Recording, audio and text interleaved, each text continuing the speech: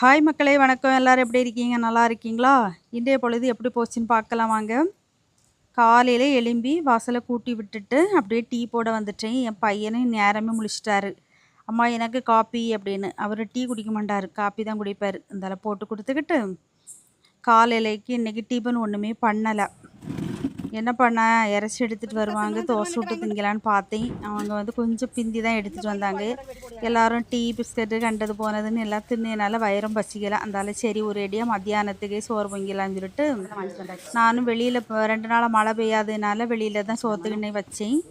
அப்புறம் கொஞ்சம் ஜாமானம்லாம் வாங்க வேண்டியிருந்து எல்லாம் எழுதி கொடுத்தேன். எங்கள் வீட்டுக்காரங்க முக்கியமானங்கி வாங்கிட்டு வந்தாங்க.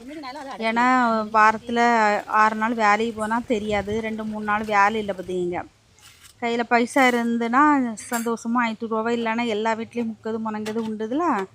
ஓகே, ஞாயிற்றுக்கிழமைனாலே கறி எடுத்து சாப்பிட்டா தான் திருப்தியாக இருக்கும். வாங்கிட்டு வந்தாங்க. நம்ம புதுசாக வாங்கின மண் சட்டியில் தான் இப்போ கறியெல்லாம் வைக்கிறது. அப்புறம் வந்து இன்றைக்கி சாயங்காலம் பீச்சுக்கு போகணுன்னு சொன்னாங்க. போய் 2-3 வாரம் ஆச்சு அப்படின்னு. அப்போ போகிற வழியில் தான் இருக்குது இந்த லைப்ரரி.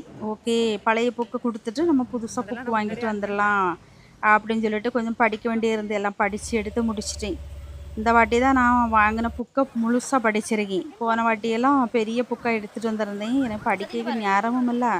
லைப்ரரியிலேருந்து ஃபோன் வந்துட்டு கொண்டாங்கம்மா அப்படின்னு. அதனால சரின்னுட்டு கொடுத்துக்கிட்டு வாங்கிட்டு வந்திருந்தேன். அப்படியே நாங்கள் பீச்சுக்கு போயிட்டு இன்றைக்கி கொஞ்சம் கடல் அடி ஜாஸ்தியாக தான் இருந்து பார்த்தீங்க. ஏக மக்கள் கூட்டம். நாங்கள் போகும்போதே சூரியன்லாம் இல்லை, மொப்பம் மந்தாரமாக தானே இருக்குது இப்போ.